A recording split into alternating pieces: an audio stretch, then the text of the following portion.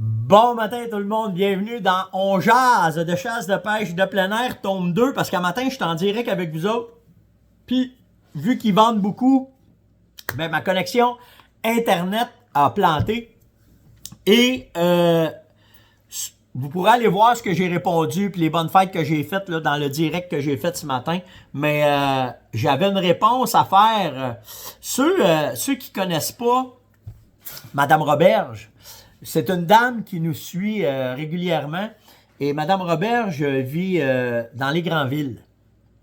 Et ce matin, j'ai eu droit à sa médecine en recevant un texte sur un peu la façon que j'élève mes fils.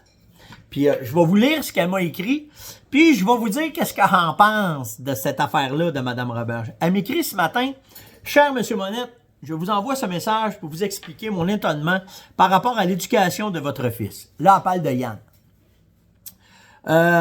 Comment un père peut-il laisser un jeune homme faire une vidéo et le publier quand on le voit manipuler un crâne, justement, il arrive le grand, un crâne, et découper la viande de cette façon?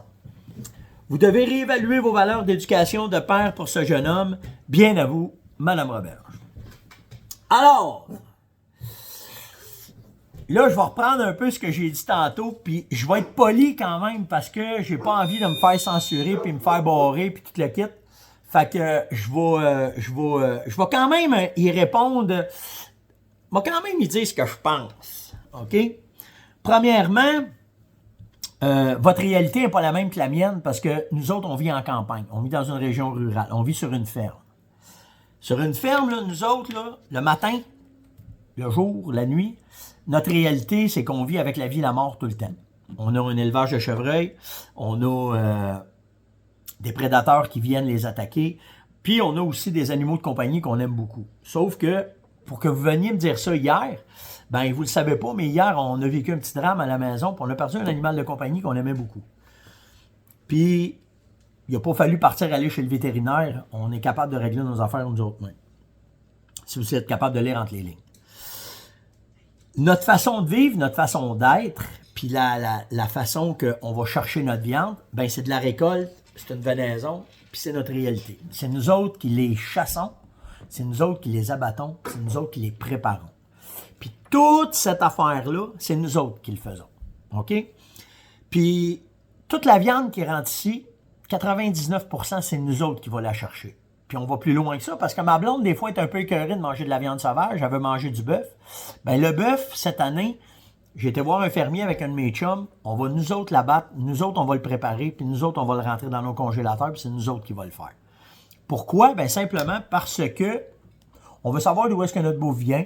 On veut avoir de quoi qui est sain pour nous autres. Puis c'est pas qu'on fait pas confiance aux grandes instances, mais avec tout ce qui se passe sur la planète, ça fait partie de notre vie, nous autres, d'aller chercher notre viande bio, puis on reste dans ce mode de vie-là.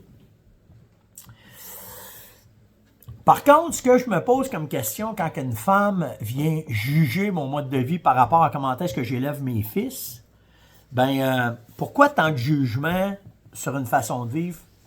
Pourquoi venir dans vos chouclaques de béton, là? Vous pensez que... Tu sais, nous autres, là, on est grandés directement dans la terre. On vit sur une ferme. Il n'y a pas d'asphalte entre nous autres et la terre. Puis quand je vous parle de ça, c'est parce que le matin, quand on se lève, on voit le soleil se lever, on le voit se coucher. Puis en ce qui se passe entre les deux, on est collé dans la nature tout le temps. Nous autres, on le sait qu'il y a des changements climatiques parce qu'on ne se le fait pas dire, on le vit. Fait que tout ce qui arrive, la gestion, peu importe comment est-ce que c'est, quand on vous parle de ça, c'est qu'on est les premières personnes à signaler le problème quand il arrive de quoi. Notre mode de vie est comme ça, puis je me suis pris des notes, hein, parce que je veux être bien certain de ne pas me laisser aller, puis je veux pas trop y rentrer dedans, parce que je veux être quand même assez poli dans ma façon de faire, parce que maintenant, on est de plus en plus censuré sur nos médias sociaux. Fait que là, ben si je brasse trop, ça va peut-être... OK? Fait que vous comprenez un peu où est-ce que je veux aller avec ça. Mais nos chouclaques de béton, de nous voir aller, de juger ce que mon gars va faire, comment est-ce qu'il va le faire... Pour vous autres, c'est pas normal, parce que maintenant, tout ce qui se fait, de voir le poulet dans un ensemble de styrofoam, de voir peu importe, là, quand ça arrive tout près, vous ne savez pas d'où est-ce que ça vient et de comment est-ce que c'est fait. On appelle ça une amnésie collective. Bye, mon amour. Bonne journée. On se parle plus tard. On appelle ça une amnésie collective. C'est un syndrome, on appelle ça le syndrome des références changeantes.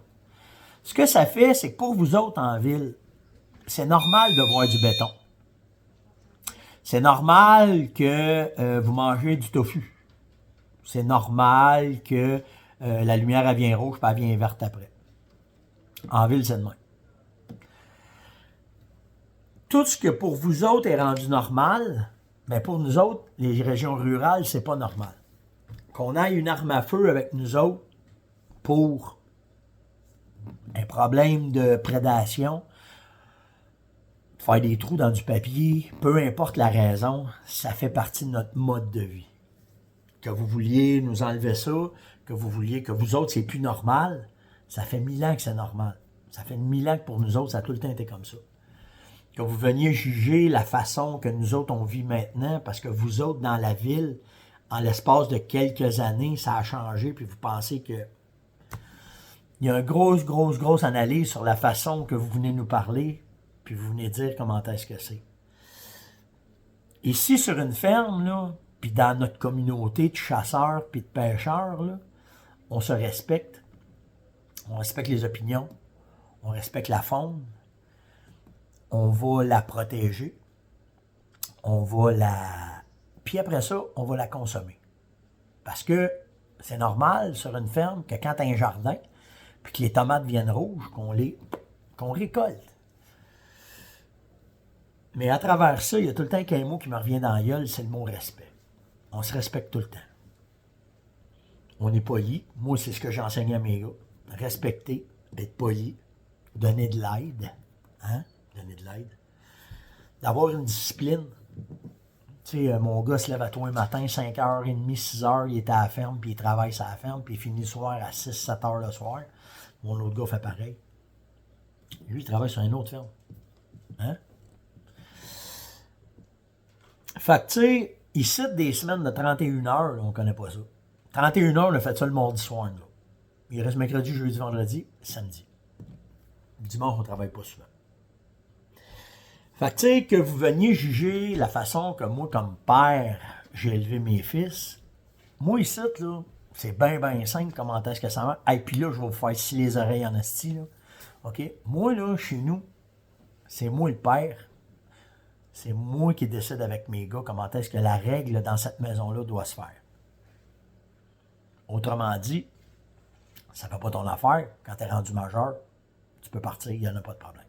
On va t'aimer quand même, on va tout faire, mais pourquoi que c'est comme ça? Parce que je leur impose la politesse, le respect, puis de faire attention à ce qui se passe. Les grands-parents, c'est la même affaire. J'ai le respect de mes parents, mes gars, quand ils me voyageaient avec mes parents, là, c'est l'exemple que je leur montre. Fait que tu sais que tu viens de me dire, Mme Roberge, de laisser passer une vidéo. On s'en est posé beaucoup de questions sur cette vidéo-là avant de passer sur scène puis de le mettre sur les médias sociaux. Puis c'est mon gars qui m'a dit, il faut commencer à s'assumer un peu dans ce qu'on fait, le politically correct, parce que moi, j'ai vécu ça, faire du film, faire attention, le sang, la langue, c'est pas de sang, puis là, cette génération-là, elle s'en va vers la vérité. Monter comment est-ce que c'est. Monter, c'est quoi. T'sais, puis Martin, j'ai vu le commentaire de Martin Bourget passer, il dit Chris, Yann, s'il y en a un qui est un bel exemple de jeunesse, c'est bien mon gars. Parce qu'il travaille, il a un beau pick-up flambant neuf. Il a un skidoo flambant neuf. Chris, c'est sûr, il fait 80 heures semaine. Il fait 3 semaines dans une semaine de la majorité des chouclettes de béton, comment est-ce qu'on voit, là. Fait que, tu sais, de venir dire comment est-ce que moi, comme père, j'élève mon gars, mes gars, pas de leçon à recevoir de personne, parce que chez nous, ça marche comme ça. C'est tout. Il n'y a pas personne qui va venir me dire quoi dire à mes gars, comment est-ce que le dire à mes gars, parce que si à la base, je leur enseigne le respect, la politesse, l'aide, hein? Chez nous, là, tu passes dans le chemin, là, t'es dans le clos, là, tu ne resteras pas dans le clos bien longtemps. On va tous sortir nos chaînes, on va sortir nos straps, on va te sortir du clos. C'est de même. Montréal, c'est une autre ville, là. Si malaise, tu es sur le coin du chat puis tu bouges pas, là, ça va prendre combien de temps avant que quelqu'un vienne te voir et qu'il dise ça va-tu? Ici, là, c'est fréquent, ça. C'est fréquent. Ce qui est désolant, c'est que les grandes villes sont à peu prendre le dessus sur les régions rurales. Les lois s'en viennent pour nous barrer dans ça. Parce que vous autres, avec ce qu'on appelle, bougez pas là, je vais juste bien le dire parce que, tu sais, j'ai pas de l'air préparé, mais je me prépare quand même. Ce qu'on appelle le syndrome des références changeantes. Pour vous autres, c'est rendu normal. Pour vous autres, de nous légiférer sur mille et une affaires, c'est normal. Fait que, tu sais, je ne sais pas où ça s'en va, cette question d'affaires-là, quand vous venez me dire à moi comment est-ce que j'élève mon gars. Si vous rencontrez mon gars, c'est sûr, il y a souvent les jeans sales. Ça, c'est sûr. Ça arrive souvent de même. Mais tu sais, t'es qui pour venir me dire comment est-ce que j'élève mon gars? Je sais même pas si vous avez des enfants en plus, tu sais. On n'est pas mieux qu'ailleurs. On a tous nos problèmes familiaux, puis on a toutes nos affaires aussi. Mais par exemple, on s'en fait. On s'en fait pour eux autres. Puis quand même, ils sont rendus majeurs, là. Le bonhomme, il est tout le temps là. S'ils mettent une niaiserie sur Facebook, là, le bonhomme prend le téléphone puis il appelle, dit, hey, ton petite patente que t'as mis, c'est quoi ça? Puis ils font, hein, qu'est-ce que tu veux dire, papa? Lève-moi ça de là. As-tu bien des parents qui font ça? Parce que il y a toujours une affaire qui me revient en tête, c'est le respect. Le savoir-vivre. Fait que tu sais, quand on regarde les médias sociaux, là, puis qu'une Madame Roberge vient voir ce que je fais, parce que nous autres, c'est vrai, on va vous dire un secret, OK? 99% du stock que vous voyez sur les médias sociaux, là, c'est pas vrai. C'est fauné. Une belle vie, là, tu sais, là, elle est toute bien peignée. Ils leur mettent même des filtres à cette heure qui a les yeux plus bleus, puis les lèvres plus belles. Puis... Fait que, tu sais, que vous veniez me dire à moi comment est-ce que je fais l'éducation de mes enfants, comment est-ce que ça se passe, je pourrais m'en aller dans plein d'affaires, plein d'exemples. Mais tu sais, il y a une affaire qui est sûre, c'est que si vous, Mme Roberge, vous faites un flat dans le parc de la Vérandrie, là, c'est Yann qui va arrêter de vous changer votre tire. C'est très de même que c'est. Puis tous ceux qui ont été élevés avec des cuillères d'argent à manger du filet mignon tout le temps, là, c'est pas tout le temps de même que ça se passe. C'est pas tout le temps de même que ça se passe. Puis tu sais, dans tout ce que j'ai entendu, là, j'ai une affaire que j'ai trouvé vraiment drôle. Là. Je ne jugerai pas qu'est-ce que tu manges, comment tu le manges, qu'est-ce que tu fais. C'est bien correct. Mais avant de me juger moi, là, regardez donc où est-ce que vous autres vous en allez. Parce que nous autres, à tous les matins, on a de la marde après nos bottes. On va se lever pour aller s'occuper de nos animaux. Puis moi, c'est pas ce que je fais parce que moi, c'est du plaisir, ma ferme. Moi, je produis du stock pour donner du plaisir. Mais les vrais fermiers, là, parce que tu sais, moi, c'est un élevage différent que j'ai. Mais les vrais fermiers qui se lèvent à tous les matins là, pour vous donner votre lait, pour vous donner vos œufs, pour vous donner votre viande. Vous êtes qui pour aller juger leur travail, pour aller juger leur façon de vivre? Parce qu'ils sont pas là. Hein? Mais on est tous après scraper ça. Là. Parce que dans un supermarché, on pense que ça arrive tout de même. Fait que tu sais, mon gars, là, il a arrangé son chevreuil pour une raison, c'est parce que le panache, ça va lui donner des souvenirs, pour on va en parler tout l'hiver de ce panache-là. Puis la viande que vous avez vue dans un sac avec le sang, parce que quand il y a de la viande, il y a du sang. C'est automatique. Mais rendu dans le congélateur. Puis hier, on en a mangé, puis on a mangé ça ensemble hier. On était 3 gars ensemble. Mes 2 gars étaient avec moi, puis moi j'étais avec mes gars. On s'est fait à manger. Ma femme a travaillé. Tout ça. On s'est juste fait un lunch de boys. On a parlé de chasse. Fait que vous veniez me juger là-dessus. Pas de leçon à avoir de personne là-dessus. Je pense pas. Je suis pas mal fier de ce que j'ai accompli avec mes gars. Puis je suis pas mal fier quand je vois un jeune comme Ludovic, qui a 14 ans, puis qui vient me donner des mouches, puis qui dit, vous donnerez ça à la communauté, parce que je vous écoute à tous les matins. Je pense qu'on transmet des valeurs. Fait que c'est ces valeurs-là qui sont envoyées un peu partout dans la société. Pas certain. Pas certain. On va être contrôlé au maximum, ils veulent nous changer au maximum, puis vous pensez qu'avec les commentaires que vous m'avez fait, vous allez me contrôler au maximum. Je pense pas, moi. Donc, revenez sur la terre un peu. Regardez ce qui se faisait avant que vous ayez vos draps de satin, puis vos manteaux. Ben, à ce temps, il n'y a plus de manteau de fourrure, hein, c'est tout du manteau en plastique. Fait que, tu sais, il y a plein d'affaires qui viennent à ça, là, tu sais. Puis là, je pourrais en parler pendant des heures. Des heures.